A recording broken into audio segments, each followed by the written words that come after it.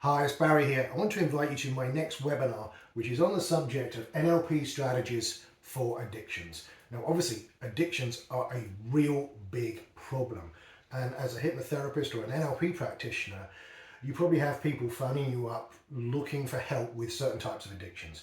Now, in this particular webinar, I'm not going to be talking so much about smoking or weight loss because I've done that many times. This is looking at the sort of more hardcore addictions like alcohol and drug addictions. Now, I'm not setting this out to be like the unified theory of how to work with drug addictions or alcohol, but it's the NLP strategies that I've found over the years can make a massive difference to how you work with clients and can really create long-term change with them. So we're really going to go in depth with them.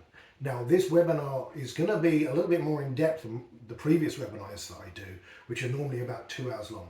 This one's going to be 3 hours long because we've got a lot of material to cover. I want to really make sure that you get it because this is such important work.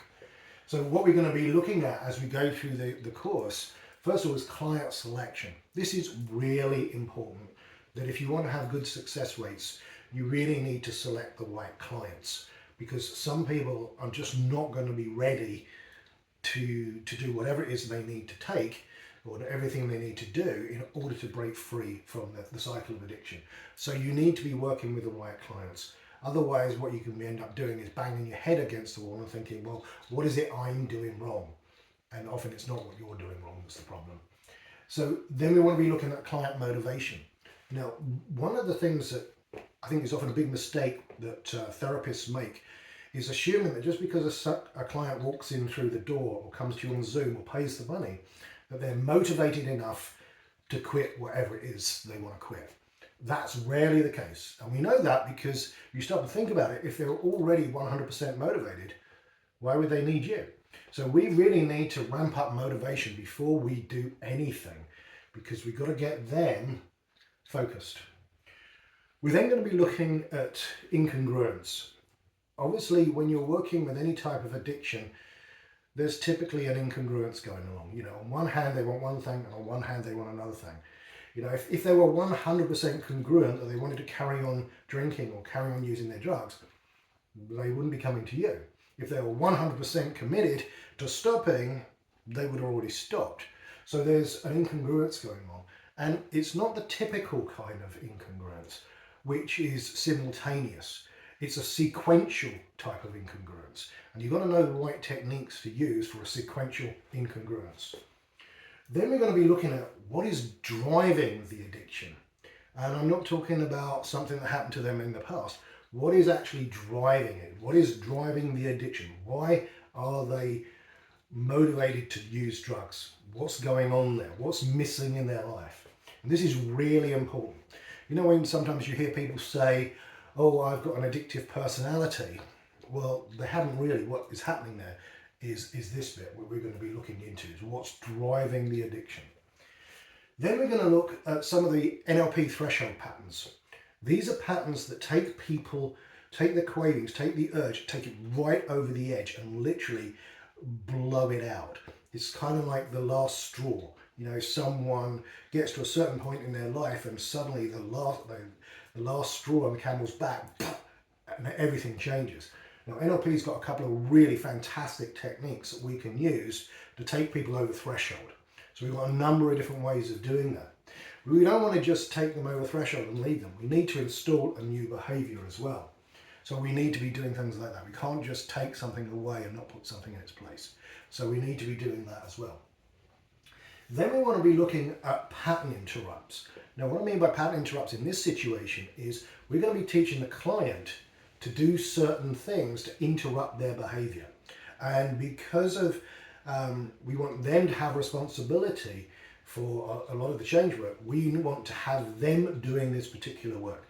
So we're going to give them certain things that they can do to reinforce what we're going to be doing in the sessions. So we need to get them to start interrupting the habitual patterns that they've been using. Then we're going to use a really powerful technique, which is, I call the MetaNo technique. I learned this many, many years ago from Michael Hall. Really powerful technique to get the person to really have a sense of saying no. What you'll often find if you're working with people with addictions is they're not very good at saying no. And, you know, that's part of the problem. You know, they'll be with friends or whatever, and someone will say, oh, go on, just have one. And they don't have the ability to say no.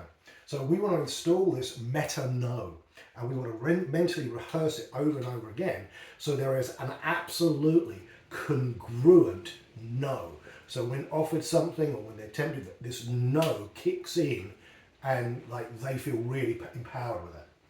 Now, if you've ever worked with people with any type of addictions, what you'll find is that some people have trauma in their childhood. This is not everybody. I know there are some gurus out there that tell you all addictions are down to trauma. That's not the case, but there are some. And so we want to be looking at what techniques can we be using to deal with the effects of trauma. And obviously with NLP, we've got all sorts of techniques from timelines to re-imprinting. So we want to be looking at those as well. Then one of the things we do is a technique that comes straight out of Erickson, and it's called the My Friend John technique. Now, most people who studied hypnosis just use this as a way of doing an induction. That's a big mistake. You're missing out on a golden opportunity, because when we start using personal anecdotes and just talking to the person and doing this sort of My Friend John thing, we can indirectly tell them things without causing an offense, which will really go in and bypass their normal ways of thinking and go straight in. And it's really, really powerful. A lot of times I found that when I'm talking to people, when I'm working with clients, I'm using some of the sort of story and telling them about past clients or things like this, and realize this is what I'm doing. I'm doing a My Friend John thing, and it's really, really powerful. And finally, what we want to be doing is creating a future for them. A lot of times you'll have clients who, if they're taking drugs or alcohol, that they haven't got a future. I mean, you'll have some people who are fine, you know, their work life is okay and they're functioning and they're still doing things. But a lot of times you'll be working with people who may be, you know, they're not in a job, they're in the wrong relationship, all this sort of thing, and they can't think of a way out of it. And one of the reasons that they're doing is they're coping with that situation by turning to drink or drugs. We want to start creating a future for them so they've got something to look forward to.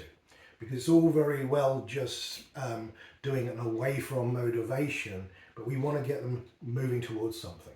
So we want to really build a positive future for them, and one that's achievable. We want to give them a plan that they can use to start changing your life.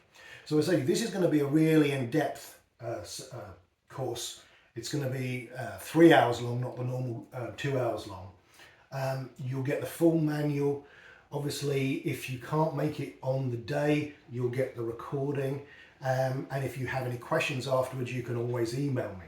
So this is going to be a really powerful course. I hope you sign up for it, because I think you'll get a lot from it, because I'm going to go into greater detail with this than perhaps I have in some of the other shorter courses. So you can really get some powerful techniques that you can use to create massive change in your client.